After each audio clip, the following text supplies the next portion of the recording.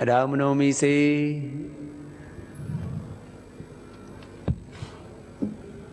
एक साथ दो बहुत बड़े काम शुरू कर दिए, एक सेवा का और दूसरा आंदोलन का।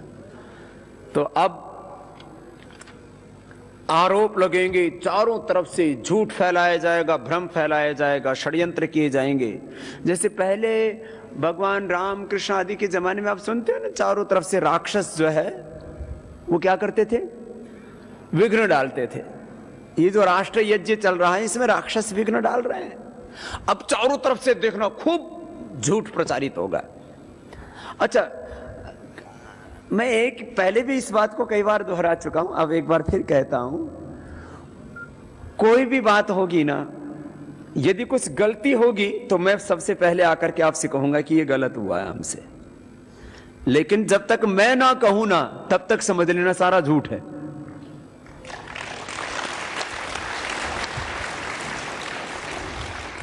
मैंने विधिवत घोषणा तो चलो रामनवमी से की है, लेकिन पिछला शिविर हुआ महिलाओं का, उस समय मैंने कह दिया था कि अब अगले आंदोलन के लिए तैयार हो जाओ।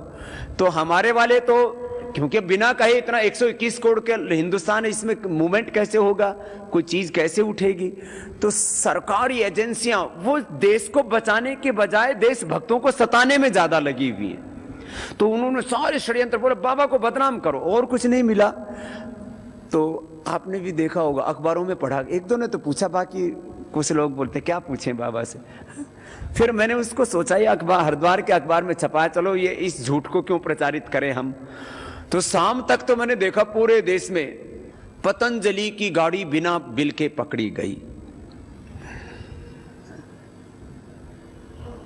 4 यूनिट है, सबको पता है, ये नर्सरी में, पदार्था में, D38 में, और क्या वो दिव्य फार्मेसी। एक जगह सेंट्रल बिलिंग का सिस्टम है, वहां हर दिन करीब 7 से 8 गाड़ियां जाती हैं, हर दिन कम से कम। बाकी जो बड़ा लोड होता है वहां से भी पैक होता है। 7 से 8 गाड़ियां जो है वो एक सेंट्रल बिलिंग गोदाम में जाती हैं, जहां से वो हर महीने 200 गाड़ियां जाती हैं। उस गाड़ी का भी बिल है, जो चालान है, फिर भी वो बस एक, मैं तो कहता हूं गाड़ी नहीं, हम ताल ठोक करके कहते हैं, प्रामाणिकता के साथ कहते हैं, गाड़ी तो बहुत दूर की बात है, एक कोई सामान दिखा दो बिना बिल का कहीं पर भी, एक वस्तु। गाड़ी तो बहुत बड़ी होती है, जिसमें 15-20 लाख रुपए का सामान होता होगा। वो प्रश्न ही नहीं है। प्रश्न ये है, बोले बाबा कहता है चोरी खत्म करो, देश में से भ्रष्टाचार खत्म करो, तो कोशिश ये करते, बोले बाबा ही भ्रष्टाचार करवा रहा है। मतलब उल्टा चोर कोतवाल को डांटे।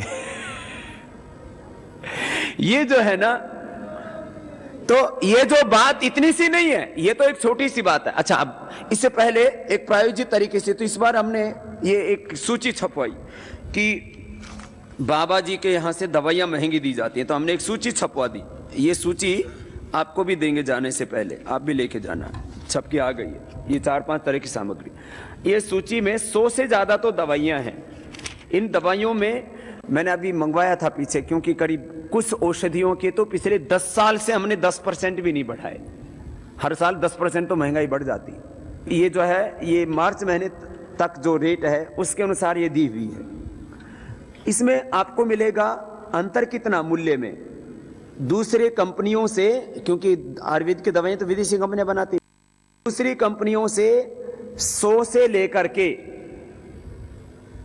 कम से कम जो अंतर है वो लगभग 100 से लेकर के और 1600% अंतर है। माने महंगी है। 1600% का मतलब हो गया करीब वो 16 गुना। अलग अलग औषधियों में 1100%, 1600%। जो 2 रुपए की औषधि यहां से मिलती है, बाजार में वही 262 रुपए की, 736 रुपए की। 5 ग्राम 2 ग्राम जो 15 और 60 रुपए की मिलती है, जो यहां से 60 रुपए की, बाजार में 736 की। अपने यहाँ 15 रुपए की तो बाजार में 262 रुपए की। कामदुदा रस कोई भी खरीद के ले आए बाजार से। और ऐसी औषधियों की 100 की सूची तैयार की, सामान्य से लेकर के विशेष तक। तो इसी तरह से जो बाजार में मिलने वाले दूसरे उत्पाद और 100% शुद्धता के साथ, ये तो एक छोटे छोटे भ्रम फैलाए जाएंगे। मैं एक ही बात कहता हूं, एक तो अब थोड़ा अपडेट रहने के लिए आस्था चैनल देखते रहा करो सुबह शाम।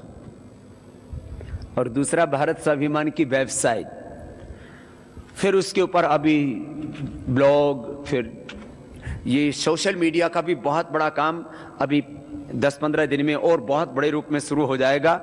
तो चारों तरफ से, एक तरफ से जमीनी स्तर के ऊपर ग्राउंड लेवल पर, दूसरी तरफ जो है वो इंटरनेट के ऊपर, तीसरी तरफ फिर मीडिया में भी, उसमें भी अब जो है एक पूरी जो है प्रवक्ताओं की भी एक श्रृंखला खड़ी की जा रही है।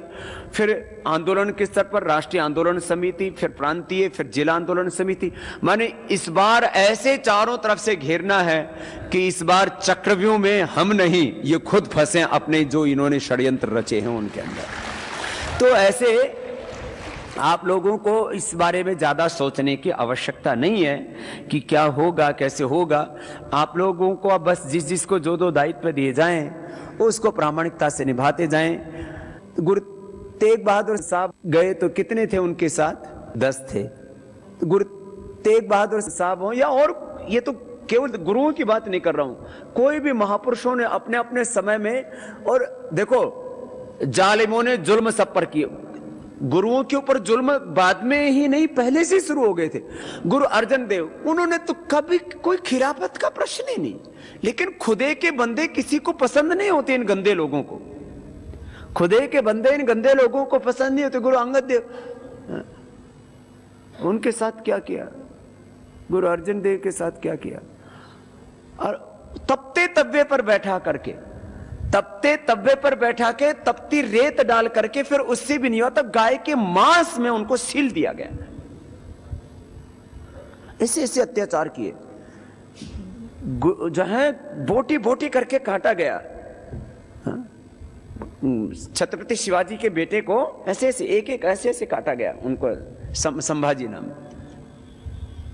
और गुरु गोविंद सिंह जी के बच्चों को दीवारों में चिनवा दिया गया। क्या पाप किया था उन्होंने? इसलिए सत्ताओं के खिलाफ, उनके पाप अन्याय के खिलाफ संघर्ष करना कोई सहज काम नहीं है। माता देवकी को और नंद को कितने कष्ट सहन करने पड़े, जो भी बच्चे पैदा हुए मार दिए पटक करके। गुरु, अरे हम जिनको भगवान कहते हैं, मर्यादा पुरुषोत्तम श्री राम कृष्ण आदि, उनके साथ क्या क्या नहीं हुआ। लेकिन बात यह है, संघर्ष में थोड़ा सा वक्त भी लग जाता है। तो लेकिन अब चीजें साफ साफ हो रही हैं। हमेशा याद रखो, जिस जीवन में संघर्ष नहीं ना, फिर वो जीवन भी जीवन ही नहीं है ना? ये भी एक बात है। अंधेरों और उजालों का रोज संघर्ष चलता है। अंधेरे कभी सदा टिक नहीं सकते। अंधेरों ने भी हार नहीं मानी है और उजाले ने भी हार नहीं मानी, तो हम हार क्यों माने? ये तो कर्तव्य है हमारा, हमारा स्वभाव। कुछ लोग कहते बाबा फिर करना क्यों? ये तो फिर उजाले के बाद में फिर अंधेरा आ जाएगा, फिर क्यों करना इसके लिए प्रयास? अरे मेरे भाई, भूख लगे तब रोटी खावा कि नहीं, बोल। फिर यूं क्यों नहीं सोचता कि आज रोटी खाऊंगा तो फिर भूख लग जाएगी, फिर भूखा ही रहे।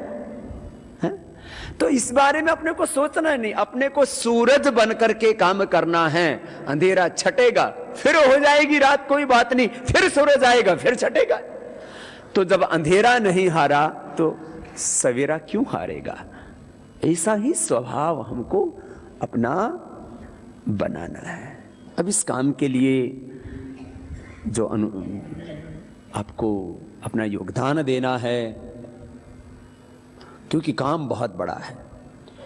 400 लाख करोड़ पे जो लूटा है वो तो वापस लाना, वो तो एक बात। आगे से करीब, मैं रोज बोलता हूं ना, करीब 20,000 लाख करोड़ पे तो बचा हुआ है वैभव अभी। और बात इतनी सी नहीं है। देखो, अपने घर में एक भी दरिद्र व्यक्ति हो तो अपने को कितना कष्ट होता है। अपना भाई, अपना भतीजा, अपना रिश्तेदार, अपना बेटा, अपनी बेटी।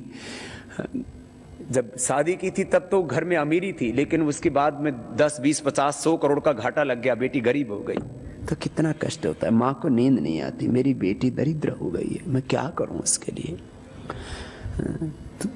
तो जिस दिन ये प्रेम, ये करुणा थोड़ी और बड़ी हो जाएगी, उस दिन 121 करोड़ भारतीयों की पीड़ा तुम्हें नजर आएगी और फिर तुम इसको नजरअंदाज नहीं कर सकते। फिर तुम भी सोचोगे कि नहीं, अब तो कुछ करना चाहिए, दरिद्रता को भी मिटाना है, और वैचारिक दरिद्रता है उसको भी खत्म करके सच्चरित्रता को भी लाना है। तो देश में यतो भूदय निःश्रेयसा सिद्धि सधर्म, ये भौतिक दरिद्रता भी नहीं रहे, वैचारिक दरिद्रता भी नहीं रहे, और हम अपनी आंखों के सामने एक स्वस्थ सुंदर संस्कारवान वैभवशाली भारत का निर्माण कर पाए, ये काम अपने को करके जाना और ये काम होना है।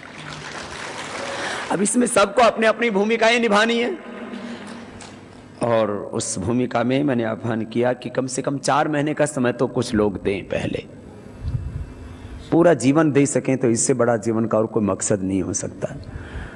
इसमें आर्थिक योगदान भी दें, पूरा नहीं तो 10% तो हमारे यहाँ कहा जाता है कि विशुद्ध रूप से सेवा के लिए निकालना चाहिए। धर्मादा पहले निकाला करते थे, अंग्रेजों ने उसको खत्म करवा दिया। फिर ये वर्तमान सरकारें आई, इन्होंने कहा कि ठीक है, तुम्हें दान देने की जरूरत क्या है, हमें टैक्स दो ना, हम कर रहे हैं ना धर्म का काम। लेकिन वो धर्म कर रहे हैं या अधर्म कर रहे हैं, ये सारा देश देख रहा है। इसलिए आपको अभी धर्म के लिए अलग से निकालने की जरूरत है। हम शायद वो भी दिन देख पाए जब जितना भी टैक्स का पैसा जा रहा है, ये 100% धर्म के कामों में लगे, शिक्षा के कामों में लगे, चिकित्सा के कामों में लगे, सुरक्षा के कामों में लगे, गरीबों के उत्थान में लगे, वो भी काम हो जाएगा। अब तो जो हो रहा है उससे दिल में बहुत पीड़ा है सबको। अब करने के लिए थोड़ा तो तप करना पड़ेगा, थोड़ा तो संघर्ष सहना पड़ेगा, थोड़ा अपमान भी सहना पड़ेगा। और भाई देखो, ये काम तो हमारे सब बड़ों ने पुरखों ने किया ही है, तो हम कोई नया थोड़ी कर रहे हैं इस काम को। एक भी पुरखे का नाम बता दो, एक भी अपना पूर्वज ऐसा बता दो जिसने पाप अधर्म अन्याय के साथ में संघर्ष ना किया। वो किया है, और उसमें थोड़ा जो है अपमान भी होता है, कष्ट भी सहने पड़ते हैं। आप सबको यह आह्वान करता हुआ कि तन से, मन से, धन से सब इसमें सहयोग करें। 11 करोड़ से ज्यादा लोगों ने इस अनुष्ठान के लिए सहयोग किया है, 1-2 व्यक्तियों ने नहीं। किसी ने 11 रुपए दिए, किसी ने 51 रुपए दिए, किसी ने 100 रुपए दिए, किसी ने 500 दिए। समस्या तो इन दुष्टों के सामने यही आ रही है कि इस बाबा को सारा देश, सारी दुनिया के लोग तन मन धन सब कुछ दे रहे हैं। बाबा कोई ढोंग आडंबर पाखंड नहीं करता, बाबा किसी कोई डोरा ताबीज नहीं देता, कोई शनि केतु राहु भूत प्रेत नक्षत्र ग्रह नहीं चढ़ाता उतारता, ये ऐसी फक्कड़ की तरह काम करता है। इस अनुष्ठान में सबको सहयोग प्रदान करना है। जितने भी, मैंने कहा तो करोड़ों लोगों के सहयोग से इतना बड़ा यज्ञ चल रहा है, और ये कोई 2-4-5 सालों की नहीं, 50 साल की हमने योजना तैयार की है। बोल बाबा अगले पल का ठिकाना नहीं। अरे जब जाना होगा तब तो जाएंगे ना, लेकिन ये भी भगवान का शाश्वत विधान है कि जो योग से, संयम नियम से जीवन जीता है, कम से कम वो 100 साल से पहले तो मरता ही नहीं है। पवित्रेण शतायुषा जीवेम शरदः शतम भूयश्च शरदः शतात्। भीष्म पितामह कितने साल के युद्ध लड़ रहे थे? बोलो तो 150 साल के। जब 150 साल की भीष्म पितामह युद्ध कर सकते हैं तो हम योग भी जारी रखेंगे और धर्म युद्ध भी जारी रखेंगे। हाँ? दोनों काम होंगे। तो वो ब्रह्मचारी थे तो हम भी ब्रह्मचारी हैं। रोज कम से कम कितना दान कर सकते हैं? 1 रुपए का। कितना? कम से कम 1 रुपए। ज्यादा जिसके पास सामर्थ्य उतना इस काम में दान करो। उसका पवित्रता से प्रयोग करना वो हमारा कर्तव्य है। दान देने वालों से ज्यादा चिंता मुझे है, क्योंकि दान लेने वाला यदि उस दान का दुरुपयोग करता है तो सीधा नरक में जाता है। देने वाला तो स्वर्ग में जाएगा, लेने वाले की गड़बड़ी होगी जो होगी। तो इसलिए आप उसकी परवाह ना आपने पहले की ना अब करने की आवश्यकता है। और अब तो आप लोगों को और प्रसन्न होना चाहिए कि दुनिया की सारी जांच एजेंसियों के बाद भी बाबा का कुछ बाल बांका नहीं कर पाए। इससे बड़ी और कसौटी क्या होती? सीता की परीक्षा ली थी, अग्नि परीक्षा, तो यहां तो हर पल अग्नि परीक्षा देते हैं, हर पल अग्नि परीक्षा देने के लिए तैयार है। यही तो लोगों को रामायण समझ में नहीं आ रही कि बोला हमने इतना दिया, ये काम ऐसे कैसे हो गया। उनको बेईमानों को टैक्स का पैसा दो 100, काम करते हैं 10-20 रुपए का 80 खा जाते हैं। या जो दिया उसको हमने रखा नहीं, दरअसल अभी भी कुछ नहीं हमारे पास, इस समय भी अभी भी मैं दान क्यों मांगना पड़ता है? पहले वाला रख लेता तो मांगना क्यों पड़ता? फिर तो अपने आप ही हो जाता। मैंने कहा 1 रुपए से लेकर के रोज निकालो नियम से। वो क्या होता है, 1-1 रुपए 10-10 100 रुपए तो रोज निकलते रहेंगे तुमसे। एक साथ जब निकालते हो ना, तब अरे ये तो 10,000 हो गए, ये तो 20,000 हो गए, ये तो 1,000 हो गए। गुटखा जो खाते हैं ना, 20 रुपए का रोज का गुटखा खाते हैं, तो उस गुटखा में ही 80 लाख से लेकर के 1 करोड़ का खर्च हो जाता है, 20-25 रुपए का रोज में, 50 साल की उम्र तक पहुंचते पहुंचते। तो आप लोग 10-10 20-20 रुपए भी यदि दान करो और 50 साल तक दान करो तो करीब 1 करोड़ रुपए दान कर दोगे, ये आपको बता दिया है। और जो करोड़पति बनना चाहते हैं उनके लिए भी फार्मूला दे दिया है, अपना बीड़ी सिगरेट गुटखा बंद कर दो, सब करोड़पति बन जाएंगे। इस देश में 2 तरह की दरिद्रता है, एक अपने व्यसनों से विचारों से दरिद्रता आई है, और दूसरी भ्रष्टाचार और लूट से, अन्याय से, शोषण से दरिद्रता आई है। तो सब ये संकल्प करें कि हमको कितना निकालना है कम से कम रोज का। अरे जोर से तो बोलो, कम से कम 1 रुपए नियम बना लो। बोले बाबा जी 1 रुपए के फिर खुले लाने में दिक्कत होगी, तो जब इतने घने पैसे हो रहे तो फिर 1 क्यों निकाला है? जो तेरे पास है वो ही दे ले। तर्क से हमने योग को समझाया, तर्क से धर्म को समझाया, तर्क से आत्मबोध कराया, तर्क से उस ब्रह्म तत्व को, तर्क से ही निर्णय तक पहुंचते हैं, प्रश्न ही हमें समाधान तक लेकर के जाते हैं। बहुत कुछ हुआ है, आगे बहुत कुछ होना है। बस आपको मैंने एक ही बात कही, हौसला रखो, हिम्मत रखो। विजय सत्य की होगी, विजय धर्म की होगी, विजय हमारी होगी। सत्य में विजयते नान्वितम्। जिसने मरना सीख लिया है, जिसने मरना सीख लिया है, जीने का अधिकार उसी को, जिसने कांटे पार कर लिए, फूलों का उपहार उसी को, जिसने कांटे पार कर लिए, फूलों का उपहार उसी को। जिसने मरना सीख लिया है, जिसने मरना सीख लिया है, जीने का अधिकार उसी को, जिसने कांटे पार कर लिए, फूलों का उपहार उसी को, जिसने कांटे पार कर लिए, फूलों का उपहार उसी को, जिसने कांटे पार कर लिए, फूलों का उपहार उसी को। बोलिए सत्यनारायण भगवान की जय, भारत माता की जय, वंदे मातरम। हमारे पूज्य स्वामी ज्ञानानंद जी महाराज महामंडलेश्वर जी आए हैं। आइए महाराज जी। ये करीब 100 साल के हमारे सन्यासी हैं और बड़ा प्यार करते हैं हमसे। आज इनके दर्शन हो गए। महाराज प्रणाम। एक बार अभिनंदन है पूज्य महाराज ज्ञानानंद जी महाराज जी। गीता विज्ञान आश्रम, पूज्य स्वामी गीता विज्ञानानंद जी महाराज जी हैं, क्योंकि पहले मैं इनके आश्रम में कई बार गया हूं महाराज जी के यहाँ, और महाराज जी ने अपने हाथ से मुझे प्रसाद खिलाया है बहुत बार। 100 साल की लगभग उम्र है और पूरे दांत हैं मजबूत अभी भी, और आंखों पर चश्मा नहीं लगता है। क्या नाम है भैया का? इसको माइक देना। ये तो बहुत जबरदस्त जवान है। ओम गुरुदेव, मेरा नाम रमेश चौधरी है। अच्छा। और मैं एक आम किसान का लड़का हूँ एक्चुअली। कहाँ से हो तुम? मैं राजस्थान से हूँ। अच्छा। पाली से हूँ। पाली से। और मैं सुबह आपसे, मेरे पिताजी मिले, वो दाढ़ी वाले जो बाबा जी थे। अच्छा, मेरे पिताजी है। अच्छा। और मैंने लाइफ में आपकी वजह से इतना कुछ अर्जित किया भगवान की दया से कि मैं भूल नहीं सकता हूँ सर आपको।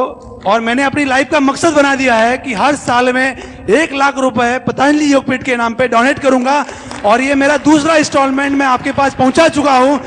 और जिंदगी भर मैं आपके जितने भी आपके फॉलोअर्स, मैं अपने आप को, अपने लोगों को फॉलोअर्स बनाता हूं, क्योंकि लोग मुझे ही अपनी नजर से देखते हैं। क्योंकि मैंने गुरुदेव 99 में मैं 1800 रुपए कमाने वाला आदमी आज अगर इंडिया का 40 लाख रुपए का एडवांस टैक्स भरता हूं तो वो सिर्फ और सिर्फ आपकी वजह से भरता हूं। और मैं आपको ये और बताना चाहता हूं गुरुदेव कि आपके फॉलोअर्स सबसे ज्यादा इंडिया में टैक्स भरते हैं। बिकॉज ऑफ दैट उन लोगों के अंदर ईमानदारी गट गट के भर चुकी है। और मैं ये बात आपको आज बताना चाहता हूं गुरुदेव, मैं एक भी रुपए का धंधा विदाउट बिल में नहीं करता हूं और पूरा का पूरा टैक्स पे करता हूं, सेल टैक्स, इनकम टैक्स। और आज मेरी 32 इयर्स की एज है। आज इस एज में मैं रमेश, इसलिए मैं पूछ रहा हूं क्योंकि आजकल ये बाबाओं की कृपा बहुत चल रही है। लोग सोचेंगे कि बाबा रामदेव ने रमेश पर कुछ कृपा कर दी है, नहीं तो गुरुदेव, मैं पूरी इसलिए तरीके से इसको बता- थोड़ा सा लोगों को भ्रम ना हो जाए कि शायद बाबा धन कमाने का भी आशीर्वाद देते हैं, लेकिन वो आशीर्वाद दूसरी तरह का देते हैं। गुरुदेव मैं आपको प्रोडक्टिविटी कैसे बढ़ाना, पॉजिटिव कैसे रहना, क्रिएटिव कैसे होना, तो उसको थोड़ा बता दो। 99 में मैं जॉब करता था, 1800 रुपए की मेरी सैलरी थी। और 99 से 2000 में तब तक मैंने जॉब किया। और 2001 में मैंने जब बिजनेस स्टार्ट किया तो वो 2001 का टाइम ऐसा था गुरुदेव कि मैंने जस्ट चैनल चेंज करते करते आपका फोटो देख लिया टीवी के ऊपर। और वो दिन है और आज का दिन है, मैंने एक भी दिन अपने टीवी चैनल्स पे बाबा रामदेव को नहीं देखा। ऐसा हुआ ही नहीं, मैं सोया ही नहीं उसके बिना। और मैं आपको ये मैं आपको अपनी प्रशंसा के लिए नहीं बताना चाहता हूँ। मैं जो भी आज तक पाया हूँ मेरे गुरुवर की वजह से और मैं अपने पिताजी की वजह से, क्योंकि उन्होंने मुझे ऐसे संस्कार दिए कि मेरे हमेशा उन्होंने बताया कि बेटा जो भी करते हो उससे अंदर से कुछ चीज़ों को दान किया करो। और आज मुझे वो रियल में फील हो रहा है, इसके लिए मैं आपको इतने से बता रहा हूँ। तो मेहनत की, ईमानदारी से और आज- और हौसला रखा और बड़ा सोचा हमेशा। और गुरुदेव और एक बात बताता हूँ, मैं वैसे अपन बहुत मॉडर्न ख्यालों के लोग हैं, लेकिन मैं आपको बताता हूँ कि मेरे घर पे आज एवरीथिंग, मेरे घर पे सब फैसिलिटीज है, लेकिन मेरे घर पे आस्था, संस्कार और न्यूज चैनल के अलावा कोई भी चैनल नहीं चलता है। बिकॉज ऑफ दैट हमारे पास कोई सीरियल के चैनल नहीं चलता है, कोई भी मूवी का चैनल नहीं चलता है। उसका एक ही रीजन है कि हम न्यूज चैनल भी इसके लिए देखते हैं कि बाबा रामदेव का दिन में एक बार फोटो आ जाए न्यूज पेपर। बहुत आशीर्वाद रमेश। बट गुरुदेव ये सच्चाई है, मेरी एक ही बच्ची है और उसका भी मैंने पालन पोषण किस तरीके से किया मैं आपको बताता हूँ गुरुदेव की वजह से। कि मेरी बच्ची को मैंने चॉकलेट आज तक नहीं खिलाया, मेरी बच्ची को आज तक मैंने बॉर्नविटा नहीं खिलाया और मेरी बच्ची को एक बार आज तक कॉर्नफ्लेक्स नहीं खिलाया। और पूरी तरह से वो लड़की आज 6 साल की हो गई है। मैं एक दिन भी हॉस्पिटल लेके जाके उसको गोलियां नहीं खिलाई क्योंकि आज तक उसको बुखार नहीं, क्योंकि उसकी रेजिस्टेंस पावर इतनी बढ़ चुकी है। तो मैंने पूरा परिवार और सहकुटुंब का जो आपका सपना था गुरुदेव, हम लोग पूरे आज भी जॉइंट फैमिली में रहते हैं और 5 साल से हम फिर जॉइंट फैमिली में रहते हैं और कोई भी खटपट नहीं कर सकता है क्योंकि वहां पे एक ही आवाज चलती है, बाबा रामदेव की आवाज चलती है। बहुत आशीर्वाद। ये कुछ चीजों को जरा 1 मिनट में स्पष्ट करता हूं। देखो, आप यदि स्वदेशी का पालन करते हो तो स्वदेशी वस्तुगत ही नहीं, विचारगत, संस्कारगत, तो आपके जीवन में मितव्ययता आएगी। क्या आएगी? मैंने क्या बोला? मितव्ययता। आपके खर्चा किस में होता है ज्यादा? कपड़े में। तो आप जब सादगी में जियोगे तो कपड़े में कितने रुपए के कपड़े पहन लोगे? सिंपल से। अब ये साड़ी तो 50,000 की भी आ सकती है और 500 रुपए की भी। अब मैं जो कपड़े पहनता हूं, खैर मैंने तो करीब 2 दशक से खरीदे ही नहीं है, तो जो है साधारण सी बात बता रहा हूं, जरा सुनो। बैठो रमेश, बैठो। देखो मेरी बात सुनना जरा। आप यदि सादगी में जीने लगते हैं ना तो आपके कपड़ों का खर्चा हो जाता है साल भर का मुश्किल से 500 से 1000 रुपए का। और यदि भोग की विलासिता की जिंदगी जीते हो तो फिर आप 5 लाख रुपए का भी पूरा नहीं पड़ेगा। एक तरफ 500-1000 रुपए का खर्चा कपड़े का। और बहुत माताओं के पास तो इतना है वो पिछले वाला भी बांटती रहती हैं और 10-5 जोड़ी अपने लिए रख लिया, बाकी नया बनवा ही नहीं रही। अब थोड़ा बहुत मोटी मोटी थोड़ी पतली हो जाती हैं तो थोड़ा चेंज करवा लेती हैं उसको। मैं आपको बोल रहा हूं ये बचत, जब आप सादगी को अपनाते हैं, स्वदेशी को अपनाते हैं, तो आपके जीवन में क्या आती है बोलो? मितव्ययता।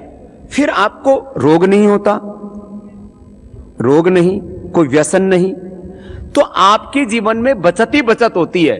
इसलिए गुरु के सानिध्य में आकर के सादगी स्वदेशी को अपना करके आप जो दान यदि 1,50,000 रुपए का साल में करते हो तो आपको मिलता है उससे कई ज्यादा गुना।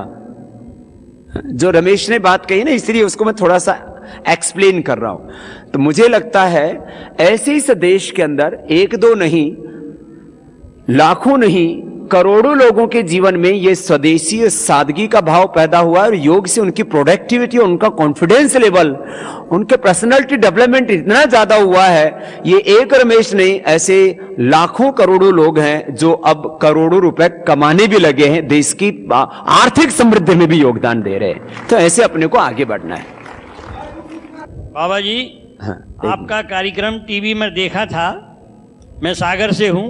अच्छा, संत निवास का सौभाग्य मुझे प्राप्त हो चुका है। हाँ, मेरी इच्छा है कि जो हम लोग जिले में कार्य करते हैं, जी जी, तो जो आपका एक वैज्ञानिक कृषि अनुसंधान पर, जैविक कृषि अनुसंधान पर, विश्व मुक्त कृषि अनुसंधान पर एक सेमिनार हुआ था पिछले वर्ष, हाँ, उसका सीडी उपलब्ध कराएं तो मैं यहाँ से ले जाना चाहता हूँ, ताकि प्रांतीय स्तर पर जो कृषक संगठन है उसको सक्रिय बना सकें और उसके अच्छा, जो अभी किसानों को पिछले लाभ। जो कृषि मंथन चला था वो। दूसरी बात यह है कि मैं 21,000 रुपये प्रति वर्ष, जब तक मैं जिंदा हूँ तब तक मैं आपको अर्पण करता रहूंगा। क्या नाम है? वीर नारायण ठाकुर। वीर नारायण जी, जब सागर में हम गए थे शिविर के लिए, तब आवास की और शिविर की भी बहुत सेवा दी, और अब बड़ा संकल्प है आपको कृषि मंथन की सीडी भी भिजवा देंगे, है ना? बहुत बहुत धन्यवाद। और कृषि के बारे में ये जो है एक पूरी, इसमें वो जो उस सारे वैज्ञानिकों का जो निचोड़ है ना, कुदरती खेती, ये 4 पेज में कृषि की सारी मूलभूत जानकारियां हैं।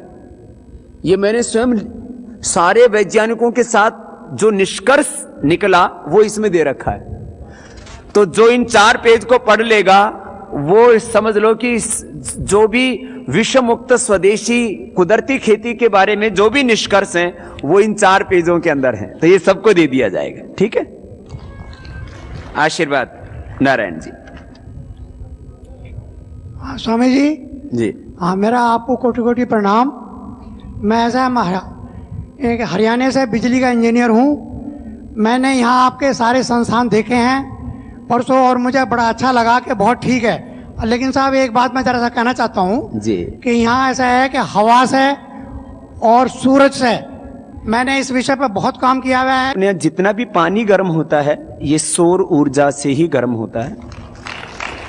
पूरे संस्थान के अंदर फेज 1 में, फेज 2 में, और स्ट्रीट लाइट की भी जो व्यवस्था है अभी फूड पार्क में, वो सारी की सारी अब सौर ऊर्जा पर ही लेकर के जा रहे हैं। और सौर ऊर्जा के ऊपर एक भाई बहुत और काम कर रहे हैं, शायद गुड़गांव में या कहाँ रहते हैं। तो इस सौर ऊर्जा के ऊपर इस कार्य को आगे बढ़ाने के लिए भी एक बड़ी कार्य योजना श्रद्धेय आचार्य श्री ने बनाई है, जिससे कि इस दिशा में हम ज्यादा काम कर सके। आपका भी जो भी सेवा होगी हम जरूर लेंगे। परम पिता परमात्मा से प्रार्थना कि बाबा को लंबी आयु हो। बाबा, आप कल 17 वर्ष के हो गए और आज मैं आस्था के माध्यम से कहना चाहता हूं कि मैं भी अभी 4थे वर्ष में हूं। 5वां वर्ष मेरा 7 जुलाई 2012 का होगा। मुझे याद है जब मैं 7 जुलाई 2007 को, ऐसे तो सभी नंबर शुभ हैं, सभी समय, सभी क्षण शुभ हैं, पवित्र हैं, लेकिन 7 को कुछ लोग शुभ मानते हैं। मेरे लिए 7 जुलाई 7 2007 को जब मैंने पूरी रात बाबा के कमरे के बाहर मैं चक्कर लगाता रहा और 4 बजे मैंने बाबा के दरवाजे पर दस्तक की, बाबा बाहर आए। उस दिन मुझे मेरा ऋषि दयानंद मिल गए।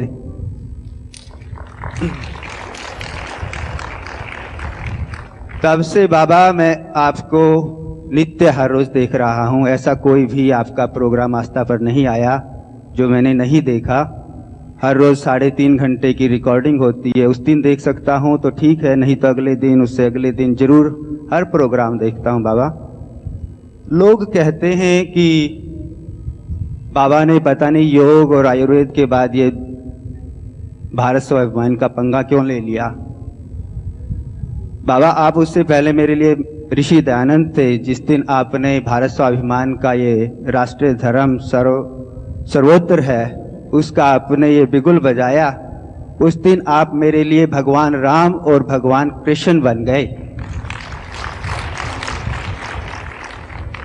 बस जब से आपसे मिला हूँ उसी पल से तिल तिल जलता हूँ और उसी में बड़ा सुख आनंद और शांति है बाबा। अगर वो मेरे से कोई ले तो उससे बड़े मेरे लिए दुख नहीं होगा। आपकी तरह शायद 4 घंटे ही सोता होगा और बस के धुन में लगा रहता हूँ बाबा। मुझे बड़ी खुशी है कि इतने लोग सब आए हमारे सदस्य, और इससे पहले 6000 बहनें का शिविर था। मुझे देख के बहुत ही खुशी हुई थी। इतनी बहनें हमारे अभियान से जुड़ी हुई हैं। मैं जितनी बहनें ज़्यादा होती हैं उतने ही हम मजबूत होते हैं। एक बहन जुड़ती है उससे पूरा परिवार जुड़ जाता है। तो मैं सभी बहनों से निवेदन करूंगा कि आप पूरी तरह इस भारत स्वाभिमान के अभियान में जुड़ें। धन्यवाद बाबा जी। भाई शेखर अपने यूएसए के ट्रस्ट में एक बहुत बड़ी भूमिका निभाते हैं और भारत से बाहर प्रवासी भारतीय हैं ये लोग जो भारत के बारे में बहुत सोचते हैं। इनका तो परिवार और इनके पास धन दौलत की कोई कमी नहीं है। वहाँ पर यूएसए के अंदर जो अपना ट्रस्ट है उसमें ब्रह्मा अग्रवाल जी और तमाम हमारे भाई वहाँ पर एक वर्किंग प्रेसिडेंट के तौर पर बहुत अच्छी सेवाएं दे रहे हैं। और मैंने कहा भारत के बाहर रह करके भी हमारे प्रवासी भाई भारत के बारे में बहुत सोचते हैं। अब तक बहुत सी बातें सुनी भाई बंधुओं की, मैं सुनने के लिए आया हूँ, लेकिन मेरे मन में भी कुछ आ गया। खरबूजा रंग बदलता ही है। तो कई बार टूट फूट हो चुकी है मेरी। एक मिनट थोड़ा सा। जी जी। और अब भी टूटा हुआ है। अब ये दिख रही है, भगवान को दिख रही है। तो ये कोई बात नहीं, मैं ऐसे नहीं कर रहा कि टूटा हुआ मैं कर रहा हूँ, कोई कुछ नहीं कर रहा, मेरे से ज्यादा ही कर रहे हो। एक मिनट। लेकिन मैं चाहता हूँ कि रुकते हैं तब तो भाव में भीग जाते हैं पूरे और वहां जाकर सूख जाते हैं। ऐसा नहीं होना चाहिए। जयकारे रोज बोलते हैं, थोड़ी सी बात होती है तो जय भारत माता की जय, और यहाँ से जाते अब न जाने वो टाइम फिस। तो ये थोड़ा सा मुझे लग रहा है कि जैसे बाबा कहते हैं ये तो इस जुनून में जीते हैं रात दिन और अपने यहाँ सपने भी नहीं ले सकते। मेरा कहने का मतलब अगर जीते हो तो बाबा का संकल्प लिया तो निभाओ पूरा, अन्यथा जयकारे करते फिर कैंप होगा फिर आ जाएंगे। कोई दे देगा 50 लाख 1000, उससे भी कोई ज्यादा फर्क नहीं पड़ने वाला। फर्क पड़ने वाला है इस जज्बे को जवान रखने के बाद कुछ भी देता है वो शायद सुचिता है, देने की सुचिता उसी कहते हैं। एक बात है भाई देखो, जब तो लोहागत तक मैं जाता हूँ सोना नहीं जा करके, और देखो इतना दुर्घटना इतनी टूट फूट के बाद भी लगा हुआ है, तो मुझे लगता है ऐसा जोश सभी के अंदर रहेगा। एक मैया को मैंने बुलाया, ये कल मैं मिला तो उसने एक 2 लाइन सुनाई, मुझे बहुत अच्छी लगी। तो मैंने कहा मैया तो गाती भी बहुत अच्छा है। ये अरे मरियम बेन तू ये છે? હા એ મરિયમ બેન છે ને મુસ્લિમ થઈને ખૂબ સરસ યોગ કરે છે, બધા ભાઈઓ બાળકો યોગ કરે છે, તમને આશીર્વાદ છે ખૂબ। હા આવશે આવશે છોકરીને વેકેશન। मेरा मुर्शद उच्चा मैंने भी मेरा मुर्शद उच्चा असा उच्चिया दे नाल लाई सदके जावा इना उच्चिया तो जिन्ना नीविया नाल निभाई सदके जावा इना उच्चिया तो जिन्ना नीविया नाल निभाई। वाहिगुरू जी का खालसा वाहिगुरू जी की फतेह। आपको थोड़ा सिख धर्म के बारे में बता दूं। गुरु अर्जन देव जी तती तवी पर बैठे, उन्होंने शांति बनाए रखी कि दुश्मनों से झगड़ा नहीं मोल लेना। गुरु नानक देव जी को उन्होंने जेल में डाला, उनसे चक्की पिसवाई, वो जेल में भी रहे। गुरु अर्जन देव जी तती तवी पर बैठे, पर जब कुछ काम नहीं बना तो गुरु हरगोबिंद सिंह साहब जो 6वें पातशाह थे, सिखों के 6वें गुरु थे, उन्होंने 2 तलवारें पहनी। जब 2 तलवारें पहनी तो लोगों ने बड़ा हाहाकार किया, जैसे बोलता है बाबा को तो योग ही करवाना चाहिए, दूसरा काम नहीं करवाना चाहिए। राजनीति धर्म से ही चलती है। आपने देखा होगा अकाल तख्त सिखों का जो गोल्डन टेम्पल है, हर मंदिर के अंदर बैठोगे तो अकाल तख्त दिखाई नहीं देगा, अकाल तख्त पर बैठोगे तो हर मंदिर जो साहब है वो दिखाई देगा। गुरु हरगोबिंद साहब जी ने बोला था कि जब राजनीति में रहो तो धर्म को सामने रखो, जब धर्म में जाओ तो राजनीति सामने नहीं होनी चाहिए। पहले उन्होंने वो अकाल तख्त उसको बोलते हैं वो बनाया। उन्होंने 2 तलवारें पहनी तो सभी जगह हाहाकार हो गई कि बाबा 2 तलवारें पहन लिया। पहले गुरु तो माला ही जपाते थे, तो जब शांति से काम नहीं चलता तो सब कुछ करना ही पड़ता है। जो अफगानिस्तान है, ईरान है, बहुत से देश थे जो आर्य थे और बुद्धिस्ट से। जब हम जागेंगे नहीं तो हमारी नस्लें खत्म हो जाएंगी। हम घर बना रहे हैं, जायदाद तो बना रहे हैं अपने बच्चों के लिए, तो बच्चों की जब रहेगा कुछ नहीं, जब कौमों की जमीर मर जाती है तो कौमें खत्म हो जाती है। तो फिर जब गुरु गोबिंद सिंह जी ने औरंगजेब के साथ, औरंगजेब का एक बाज आ गया था, कोई बात नहीं थी, सिर्फ बाज आ गया था उनके पास, तो औरंगजेब ने अपनी फौजें भेजी थी कि मेरा बाज दे दो, तो उन्होंने बोला हम धमकी से बाज नहीं देंगे, तुम्हारी हिम्मत है तो ले लो। औरंगजेब की हजारों की संख्या थी फौज की, और गुरु हरगोबिंद सिंह के साथ सिर्फ 200 सिख थे। जितने बाबा के साथ जुड़े मरने वाले हो, जन्म तो एक ही दफा आना है, यहाँ से बचोगे तो वहां जाकर मर जाओगे। गुरु गोबिंद सिंह जी ने दुनी चंद को बहुत खुराक खिलाई, तो जब पता चला कि किले में मुगल फौजों का हाथी सुबह आएगा किले की दीवार तोड़ने के लिए, तो उन्हें महाराज ने बोला दुनी चंद को कि तू हाथी का मुकाबला करेगा, उसको बहुत खुराक खिलाई हुई थी। तो जब उनको पता चला कि मुझे सुबह हाथी से मुकाबला करना है, तो किले की दीवार फांद के वो भागने की कोशिश करी, और जैसे दीवार फांदी नीचे से कुछ उसको लगा, वो वही खत्म हो गया। तो महाराज जी ने एक और सिख विचित्र सिंह थे, 4.5 फुट कद था उनका, उनको बोला कि तुम हाथी का मुकाबला करना, तो उन्होंने ठीक है महाराज जी, आशीर्वाद तो आपका रहेगा, मैं कौन ना तुम मुकाबले करने वाला। और 4.5 फुट के विचित्र सिंह ने हाथी का मुकाबला करा, और जैसे ही उन्हें हाथी के मत्थे दे विच वो कुछ मारा, हाथी चिंगारता हुआ पीछे की तरफ भागा, बहुत सारी फौज उसी से मर गई। तो हम ये ना सोचे कि मैं दुनिया नहीं जुड़ रही, दुनिया ना जुड़े। तो जब गुरु तेग बहादुर जी दिल्ली में शीश कत्ल करवाने के लिए गए थे, उनके साथ सिर्फ 10-11 सिख थे, और उन्होंने जब वहां जाकर बोला कि तुम मुसलमान बन जाओ नहीं तो तुमको छोड़ देंगे, तो उन्होंने बोला गुरु नहीं छोड़ोगे, धर्म नहीं छोड़ेंगे, गुरु भी नहीं छोड़ेंगे, मुसलमान भी नहीं बनेंगे। तो उनको बोला तुसीए देंगे। तो उन्होंने भाई तारू सिंह जी की खोपड़ी उतार दी थी, यहाँ से खोपड़ी उतारी थी, यहाँ से ऊपर से, तो तब वो 21 दिन जिंदा रहे थे। उन्होंने बोला था मैं मुसलमान नहीं बनना, 21 दिन जिंदा रहे। अब उनका तो नाम इतिहास में लिखा गया, तब के तो कई आदमी मर गए कि कोई नाम लेता है। भाई मनी सिंह थे, उनको बोला तेरे को काट देंगे, बोले काट दो, तो जलाद यहाँ से काटना शुरू किया। उन्होंने बोला तेरे को तो काटना भी नहीं आता, बांध तो यहाँ होता है, यहाँ से काट, और पीस करके अपने शरीर को उन्होंने कटवाया था। इसलिए हम ये मत, तो तब से मेरे को भी जोश आ गया कि आना तो एक ही बार है, अब सिर जाएगा तो बाबा की ले जाएगा।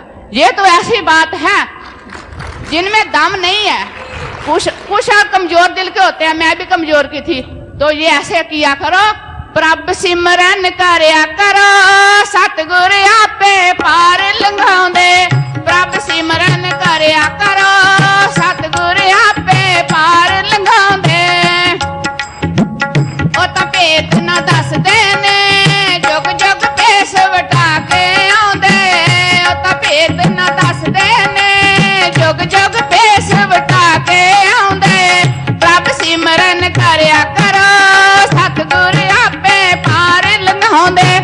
ये प्रभु आंदा मनुख दा जन्म धार के, उसे तो आंदा कदी नहीं दसदे कि मैं प्रभु हां। इतना तुहानू कह रहे ना, मगर इन्हां दे मंदिर बनणगे, लोक पूजा करनगे। अज लोकां नू रामदेव एक इंसान ही लभण डे ने, ये अपना भेत नहीं जे देंदे हुंदे, ये बिल्कुल प्रभु जे नहीं तो अपनी कुछ भी तुसीं करके देख लियो, प्रभु आए ने उत्ते। भ्रष्टाचारियों वास्ते भी एक गल कवांगी, किते मत्था ना फकीरां नाल ला लियो, लेखा देना औखा हो जाएगा। किते मत्था ना फकीरां नाल ला लियो, लेखा देना औखा हो जाएगा। किते मत्था ना फकीरां नाल ला लियो, लेखा देना औखा हो जाएगा। किते मत्था ना फकीरां नाल ला लियो, लेखा देना औखा हो जाएगा। और वो रंग वाली भी तो सुना, एक लास्ट। हाँ, एक लास्ट बाबा के चरण में। वो जब मैं घर में अकेली होती हूँ ना, मुझे तो बाबा से बहुत प्रेम होना भी चाहिए। प्रेम भी 2 तरह, एक वासना रहता तो जो प्रभु से प्रेम होता है। तो मैं तो अपने घर में जब अकेली होती बड़ी मस्त होती हूँ, तो मैं तो ऐसे दिन गुजारती हूँ, आप भी गुजारो आपका भी। तेरे प्यार विच रंग लईए मैं ते चुन्नी जोगिया, तेरे प्यार विच रंग लईए मैं ते चुन्नी जोगिया। मैंने बोलो तेरे प्यार विच रंग लईए मैं ते चुन्नी जोगिया। साडी गली भी कदियां वी जी फेरा पावी जी, फेरा पावी जी जोगिया। तेरे प्यार विच रंग लईए बहुत प्यार माँ। अच्छा, मेरे से इतना प्यार करती है, मैंने आज तक तेरा नाम तो पूछा ही नहीं। मेरा नाम हरि शरण को। हरि शरण, हरि की शरण में है कौन है? हरि शरण को ये क्या करती है? गाय की सेवा करती है। इसने सुना, बाबा जी ने कहा है गाय की सेवा करनी चाहिए, तो गाय की सेवा करती है और उसका जो घी निकलता है वो जब इकट्ठा हो जाता है तब मेरे पास लेके आ जाती है और इतना स्वादिष्ट घी बनाती है। वो गाय तो का मैंने बचपन से गुरुकुल से बहुत खाया, लेकिन ये जो घी बनाती है, मैंने कहा तेरा घी इतना इतना सोना क्यों होता है और इतना स्वादिष्ट, उसमें इतनी अच्छी अच्छी सुगंध आती है। बोले बाबा जी मैं घी ऐसे नहीं बिलोती, दूध ऐसे नहीं गर्म करती, मैं गुरु ग्रंथ साहब का जप करते हुए घी बिलोती हूँ, उसका दूध जमाती हूँ, सब कुछ। अपने बच्चों को भैंस का घी खिलावा, मुझे घी का खिलाती है। तो मैंने कहा आगे से आधा बच्चों का आधा मेरा, नहीं तो बच्चे ही सोचेंगे ए बाबा दे प्रेम भी इतनी पागल हो गई है, सानू भूल गई है। बाबा जी मेरे 3 बेटे हैं, बड़ा बेटा अमेरिका में है। मैं अपनी भी थोड़ी सी हिस्ट्री सुना दूं, जैसे वो पहले बेटा सुना था। मैंने इतनी मेहनत करी, मैं एक कमरे में रही हूँ और 2-2 रुपए के मैंने उपले बेचे हुए। मैं अभी खेती भी काम करती हूँ, उपले भी बना के बेचती हूँ। देख कितनी मेहनत की और अभी भी मेहनत करती है और जोश से इतनी भरी रहती है, खुशी आनंद रहता है। इसको कहते हैं आध्यात्मिक जीवन, सात्विकता का जीवन। और जैसे होते ना धन का अपना दसवंध तो निकालना चाहिए। हमारे सिख धर्म तो बोलते हैं 10वां हिस्सा निकालना चाहिए। जो 10वां हिस्सा नहीं निकालता ना अपने पैसों का, उसका या तो उसके घर में मुकदमा पड़ जाएगा, या बीमारी पड़ जाएगी, या चोरी हो जाएगी, या आग लग जाएगी। हमारे ऐसे बताया जाता। तो जब मैं गरीब थी, 100 रुपया रोज का कमाते थे, तब भी मैं 10 रुपए निकालती थी। कितनी बड़ी बात। और आज मेरे बेटे जब लाख रुपया कमा रहे 10% निकालते थे, तो मैंने इनको बोला 10% तो बनता ही है, वो तो तुम्हारा क्या हुआ? तो अब 15% निकालते हैं। और आज मैं कहीं कोई 1 रुपया दान वान कहीं नहीं करती हूँ, जो मैं जोड़ती हूँ पतंजलि के लिए करती हूँ। मुझे ऐसा लग रहा है कि जो यहाँ हो रहा है ना दान, वही मेरे साथ ही जाने वाला है। बाकी बाबा तो बहुत है हिंदुस्तान में। बहुत प्यार माँ को। ओम स्वामी जी, संस्कार चैनल पे जो ज्ञान प्रवाह आता है सुबह 4 बजे, तो मैं 1.5 साल से मैं डेली सुनता हूँ वो। तो मेरा ये रिक्वेस्ट है, वो जो ग्रंथ है आचार्य प्रद्युम्न जी महाराज के, वो ज्ञान भंडार है, तो ग्रंथ के मुताबिक एक सीडी पे अवेलेबल कर दिए जाए लागत मूल्य पे, तो बहुत अच्छा हो जाएगा। उसमें अपना योग सूत्र है, मनुस्मृति है, सत्यार्थ प्रकाश है, विष्णु सहस्त्र नाम है, और अभी जो चल रहा है अरविंद जी का और माता जी का दी मदर, तो प्रद्युम्न जी महाराज का जितना ज्ञान है वो सब तरुण पीढ़ी को मिल जाएगा। एक मेरी रिक्वेस्ट है। क्या नाम है आपका? मेरा गोपाल पाटिल, मैं पुणे का जिला अध्यक्ष भी हूँ पतंजलि योग समिति का, और BSNL में डिविजनल इंजीनियर हूँ। और एक बात कहना चाहता हूँ, मैं आपको लातूर को मिला था, हमने महाराष्ट्र में भारत स्वाभिमान के जितने सदस्य हैं उनका एक ग्रुप बनाया है मोबाइल का, और 50,000 लोग वो ग्रुप में हैं, और वो 50,000 लोग आप मुफ्त में बात कर सकते हैं। ये बहुत अच्छी स्कीम है। और मेरी रिक्वेस्ट है कि पूरे भारत में हर स्टेट में ऐसे ग्रुप बनाए जाए कि हम इमरजेंसी में या हो कोई मैसेज दे सके अपने लोगों को, एक कम्युनिकेशन के साथ एक दूसरे के साथ जुड़े रहने का बहुत अच्छा है। और ये पूरा लीगल है, उसमें कुछ इलीगल नहीं है, और हम महाराष्ट्र में चला रहे हैं, उसको गवर्नमेंट का भी है। मैं ये कॉपी भी आपको देना चाहता हूँ। थैंक यू, धन्यवाद। ये भाई ऐसे अपने अपने तरीके से बहुत सुंदर सेवा कर रहे हैं। और श्रद्धेय गुरुदेव जो वेदों का, दर्शनों का, उपनिषदों का, ऋषियों का जो ज्ञान है ना, उसको बहुत सरल भाषा में बड़े अच्छे ढंग से उसको समझाते, क्योंकि सब लोग तो गुरुकुल में आके पढ़ नहीं सकते। तो 4 बजे से 5:30 बजे तक गुरुदेव का प्रोग्राम आता है। और ये टेलीविजन के इतिहास में पहली बार हुआ है कि प्रामाणिक तौर पर शास्त्रों का अध्यापन का भी कार्य हो रहा है, माने घर गुरुकुल बन गए हैं उससे। तो पूज्य स्वामी गीता विज्ञानानंद जी महाराज जी से कहूंगा 5-7 मिनट के लिए एक बार अपने आशीर्वाद सबको दे।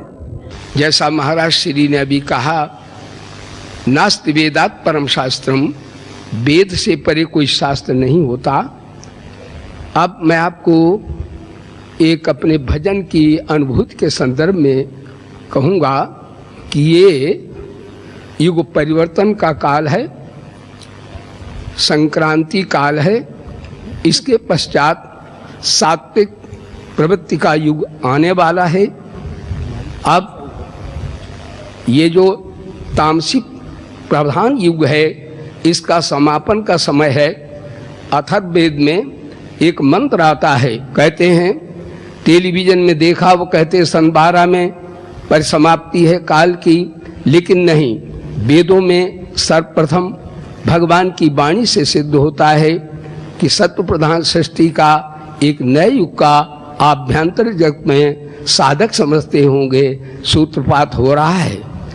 और तो उसमें आता है शतम ते युतम हाय नाम द्वैकणे चत्वारि कणमः इंद्रग्न विश्वे देवा ते नाहुर मरणीय मन्य माना। सायणाचार्य वेदों के प्रसिद्ध विद्वान हुए, उन्होंने इसका भाष्य किया है। चतुर्णाम युगानाम संध्या संवत्सरान विहाय युग चतुष्टय मिलित्वा, चारों युग सत्य त्रेता द्वापर और कली 10,000 वर्ष के हैं और 2000 संध्यांश के हैं। संतों की वाणी भी वेदों से मिलती है। गुरु नानक देव ने भी इस समय को ऐसा ही कहा है। सूरदास ने भी कहा है, अरे मन धीरज क्यों न धरे, सम्मत 2000 के ऊपर ऐसा योग पड़े। तो ये महापुरुषों ने, संतों ने भी, संत और भगवंत की वाणी मिलती है। मैं आपको बताऊं, आशा करता हूं कि ये युग के सृष्टा हमारे प्रिय भैया रामदेव जी योगी, ये इनके मुख से परमात्मा बोल पड़ा है। परमात्मा बोला है कि युग का संक्रांति युग आ गया है। अब शांति शांति है ही वेदों में, लेकिन अब तो ओम क्रांति ही क्रांति ही क्रांति है। तो इस प्रकार से लोग कहते हैं बदलता है जमाना अक्सर, लोग कहते हैं बदलता है जमाना अक्सर, और मर्द वो हैं जो जमाने को बदल देते हैं। तो इस प्रकार हमारे इस युग के ऋषि श्री रामदेव जी महाराज उसके बिंदु पर आए और उन्होंने सोई हुई मानवता जगाने के लिए योग का आपको शिक्षण प्रशिक्षण प्रारंभ किया। क्योंकि योग से शरीर बलवान होता है, परमात्मा निर्बल को कभी प्राप्त नहीं होता। नायमात्मा बलहीन लभ्यो न मेधया न भुवना सुतेना यमे वैस वृणते तेन लभ्या। कहने का तात्पर्य है, इससे आप बलवान होंगे और मन से भी बलवान होंगे, बुद्धि से भी बलवान होंगे, शरीर से भी बलवान होंगे और इस प्रकार से परमानंद प्राप्त करने के अधिकारी होंगे। हम भाई एक विभूति स्वरूप महाराज श्री रामदेव जी को हम आशीर्वाद क्या दें। ये तो यद्यद विभूति मत्सत्वम श्री मधुर्जित में बबा तत्व देवावगच्छत्वम मम तेजो असंभवम। जो भी ऐश्वर्य विभूति एवं शक्तियुक्त वस्तु है वो उसमें ईश्वर का विशेष तेज विद्यमान होता है।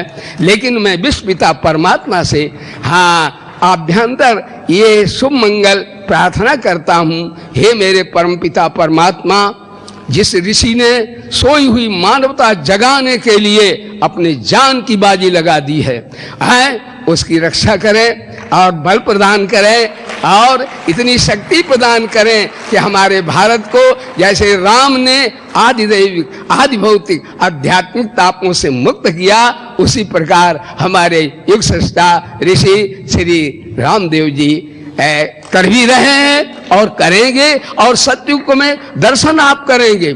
योगी कभी मरता नहीं है, योगी सदा अमर रहते हैं। जब कहा था कि भाई फांसी दिया था भगत सिंह को तो कहा माफी मांग लो। भगत सिंह बोले चोर कहीं के, तुम यहाँ व्यापारी बन कर आए, तुमसे माफी मांगेंगे। सरफरोशी की तमन्ना अब हमारे दिल में है, देखना है जुल्म कितना बाजुए कातिल में है। और यहाँ से अंग्रेजों को भगा दिया। गुरु गोविंद सिंह संस्कृत पढ़े थे। नमो देव देवम नमो खंगधारम। मैं उस भवानी तेग की वंदना करता हूँ जो अत्याचार शोषण उत्पीड़न का दमन करने वाली है, और वो अभी तेग चल रही है।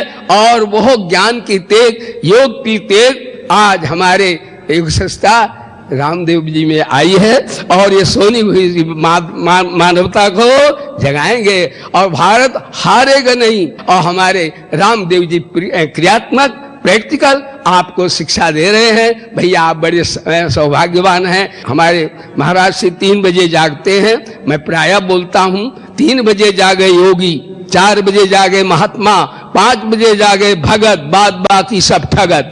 इसलिए भाई हाँ ये सब इस प्रकार आप साधना में तत्पर रहें और सत्य तप दया दान धर्म के 4 चरण आप धारण करें। मैं कहता हूं ये क्या है? भ्रष्टाचारी जो सत्य बोलता है, दया जिसके अंदर है और जिसके अंदर धर्म है, इसकी फाउंडेशन जो है आधारित है, उसकी तो भगवान भी कुछ नहीं कर सकते। विजय आपके अवश्य होगी। सत्य में जयते। एक राम ने दुनिया को बदल दिया। ध्यान दीजिए, भीड़ कुछ नहीं करती। ऐसा न समझिए कि हमारे रामदेव अकेले फंस जाते हैं। आजकल भैया चारों ओर से खेल लेते हैं। मैं तो यही कहता हूं कि भैया एक चेला ऐसा राम बना लो कि पीछे से हमारे रामदेव विश्वामित्र हो जाएं, हैं, ताकि इनका शरीर बहुत कीमती है। ध्यान देना, योगी का शरीर भी दिव्य होता है। जरा मरण मोक्ष है मामाश्रित्यतंतिबे ते ब्रह्म तद्विदु कृष्ण मध्यात्मम कर्म चाखिलम। अरे मीरा सा शरीर कृष्ण में समा गई थी और हमारे योगीराज, हाँ जी, तो इस प्रकार से। लेकिन रक्षा शरीर की इसलिए करना चाहिए कि ये जो आवाज हमारी, ये केवल महाराज जी की आवाज नहीं है, ये परमात्मा की आवाज है और सारे संतों की आवाज है, जो कि निश्चित हुई हमारे युग पुरुष योग गुरु के माध्यम से। मैं भगवान से आशीर्वाद क्या दूं भैया, ये खुद ही विभूति स्वरूप हैं। लेकिन इतना निवेदन अवश्य परमात्मा से कहता हूं, हे परमपिता परमात्मा, जिसने ये प्लेटफॉर्म आपकी सोई हुई मानवता जगाने का संकल्प किया है, उसकी रक्षा करना, ताकि द्रुत गति से हमारे देश का एक देश प्रसूत से ये ब्रह्म ज्ञान जय कण कण में, क्षेत्र क्षेत्र, देश देश में और दीप दीप अंतर महादीपियों में व्याप्त हो जाए और सभी सत्यम शिवम सुंदरम के पुष्पों से अंतःकरण खिल जाए और सत्ययुग का दर्शन करें। सत्ययुग आने वाला है, इसलिए आप पीछे ना हटना, दौड़ में अंधे मत होना। जैसा महाराज ने कहा, इधर उधर जो बैंकों में पैसा जमा है वो खूब लाओ, खूब खिलाओ। इनका सबका अभी जितने जो दान दे रहे थे, मैं तो भैया बैठे ही था, मैं कहूँ वाह जी, इनके पास है तो देखो वो कह रहे कि हम जीवन भर दान करेंगे और ये भी कहो हम प्यार दान करेंगे, हम द्वैत की दीवारें ढा देंगे और भारत को भारत बनाएंगे, महान बनाएंगे और महाराज के संकल्प में अपना संकल्प मिला देंगे। बोलिए सच्चिदानंद भगवान की, प्रेम से बोलो वेद भगवान की, भारत माता की जय, सनातन धर्म की धर्म की जय हो, अधर्म का नाश हो, प्राणियों में सद्भावना और विश्व का हर हर महादेव। परम पूज्य स्वामी रामदेव जी महाराज के पावन सानिध्य में पतंजलि योगपीठ फेज 2 में आयोजित होने वाले आगामी आवासीय संगठन शिविर 7 से 11 अप्रैल 2012 तहसील प्रभारी एवं तहसील युवा संयोजक आवासीय योग शिविर। प्रतिभागी प्रांत राजस्थान, दिल्ली, मध्य प्रदेश, छत्तीसगढ़, उड़ीसा, पश्चिम बंगाल, कोलकाता, महाराष्ट्र, गुजरात, आंध्र प्रदेश, मुंबई, गोवा, कर्नाटक, तमिलनाडु, केरल। 15 से 19 अप्रैल 2012 तहसील प्रभारी एवं तहसील युवा संयोजक आवासीय योग शिविर।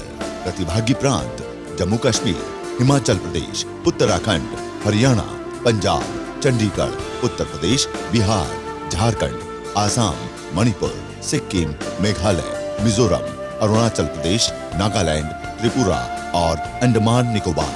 पंजीकरण एवं अधिक जानकारी हेतु स्थानीय स्तर पर संगठन अथवा मुख्यालय से संपर्क करें। पतंजलि योगपीठ हरिद्वार। फोन 01334 240 008 244 107 246 737 और 097 600 95212। फैक्स 01334 244 805 और 240 664। Email divyyoga@rediffmail.com। Website www.divyoga.com